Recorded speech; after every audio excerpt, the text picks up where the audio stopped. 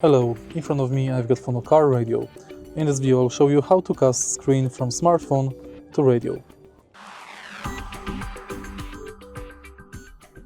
In the beginning on your smartphone, let's go to Settings,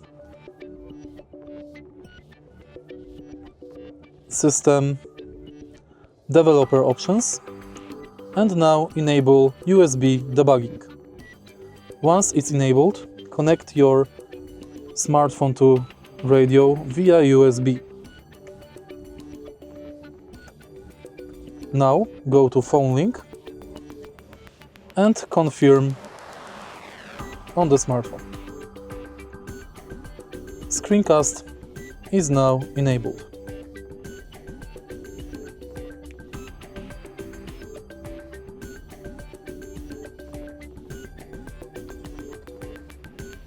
If you find this video helpful, please leave like, comment and subscribe.